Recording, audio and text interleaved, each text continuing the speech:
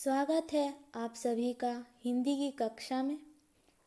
आज हम पढ़ेंगे पुष्प की अभिलाषा, जो लिखा गया है कवि माखनलाल चतुर्वेदी जी के द्वारा। आइए पढ़ते हैं। चाह नहीं मैं सुरवाला के गहनों में गूंथा जाऊं, चाह नहीं प्रेमी माला में बींद प्यारी को ललचाऊं, चाह नहीं सम्राटों के सब पर हे हरि डाला जाऊं, चाह नहीं देवों के सिर पर चढ़ूं भाग्य पर इठलाऊं। मुझे तोड़ लेना वनमाली, देना उस पथ पर फेंक, मातृभूमि पर शीश चढ़ाने जिस पद जाएं वीर अनेक।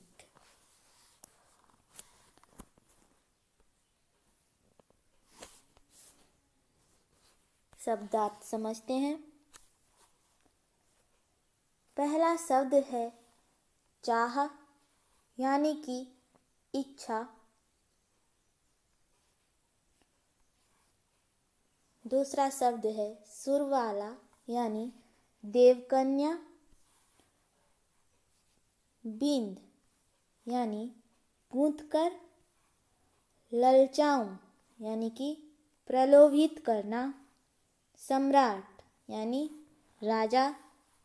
सब यानी मृत शरीर, सिर पर, मस्तक पर।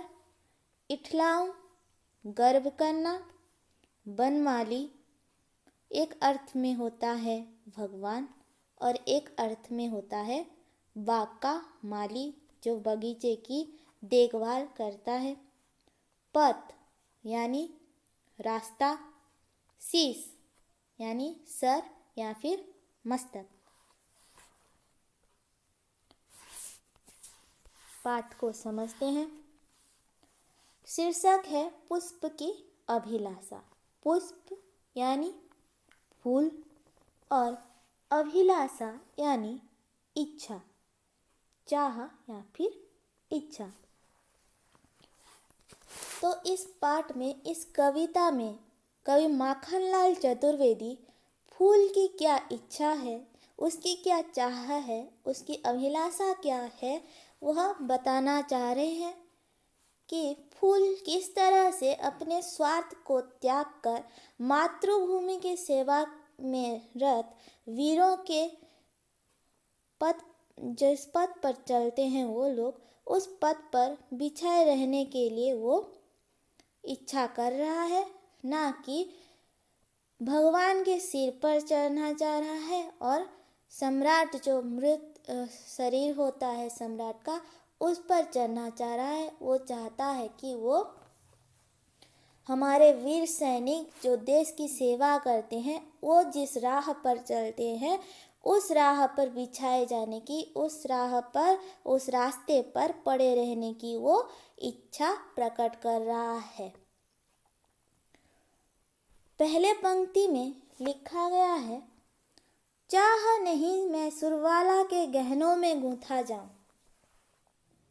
चाह इच्छा, सुरवाला देवकन्या, गहनों जो हम अलंकार धारण करते हैं। तो पहले पंक्ति में कवि कह रहे हैं, पुष्प बोल रहा है, मैं नहीं चाहता कि मैं सुरवाला यानी कि देवकन्या के गहनों में गूंथा जाऊं। मैं उसकी गहनों में, जो फूल है उसकी गहनों में गूंथा जाना उसका चाह नहीं है। चाह नहीं प्रेमी माला में बींद प्यारी को ललचाऊं। मेरी चाह यह भी नहीं है कि प्रेमी माला में बींद यानी कि गूंथ कर, जो प्रेमी माला होता है यानी कि वरमाला होता है, जो विवाह में वर वधू को पहनाता है, वधू वर को पहनाता है, उस वरमाला में भी मैं गूंथे जाने के लिए मेरी इच्छा नहीं है। और उस माला में गूंथ कर मैं किसी को ललचाऊं, किसी को प्रलोभित करूं, यह भी मेरी इच्छा नहीं है। ना ही मेरी चाह नहीं सम्राटों के सब पर हे हरि डाला जाऊं। ना ही मेरी चाह यह है कि मैं सम्राटों के, राजाओं के सब पर यानी कि उनके मृत शरीर पर डाला जाऊं। हे हरि, भगवान से जो फूल है वो कह रहा है, मेरी चाह यह भी नहीं है कि मैं सम्राटों के मृत शरीर पर चढ़ाया जाऊं। चाह नहीं देवों के सिर पर चढ़ूं, भाग्य पर इठलाऊं।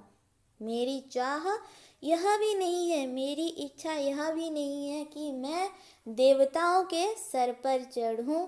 जो हम भगवान के ऊपर फूल चढ़ाते हैं, फूल के लिए वो कितनी गर्व की बात होनी चाहिए, लेकिन यहाँ पर फूल बोल रहा है, पुष्प बोल रहा है कि मेरी चाह यह भी नहीं है कि मैं भगवान के मस्तक पर चढ़ाया जाऊं और उस सौभाग्य पर, उस मेरे भाग्य पर मैं इठलाऊं, गर्व करूं। तो फूल क्या चाहता है, उसकी अभिलाषा क्या है, पुष्प की क्या इच्छा है, वो अगले जो पद है उसमें दिया गया है।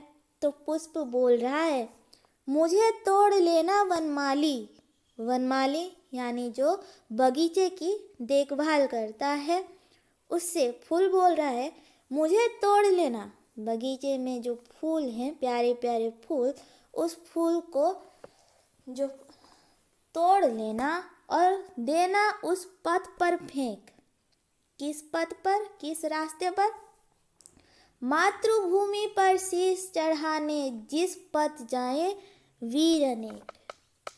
मातृभूमि पर शीश चढ़ाने यानी मातृभूमि के लिए जो अपने जान दे देते हैं। कौन जान दे देते हैं? जो हमारे देश के वीर सैनिक है, देश के सेवा के लिए हमेशा तैयार रहते हैं। वो वीर सैनिक जिस रास्ते से जाते हैं, मुझे तोड़कर उस रास्ते में बिछा देना, उस रास्ते में मुझे फेंक देना। मैं उन वीर सैनिकों के पैरों तले रहना चाहता हूँ, ना कि भगवान के सर पर, ना ही सम्राटों के मृत शरीर पर, और ना ही प्रेमी माला और सुरवाला के गहनों में मैं गूंथा जाना चाहता हूँ।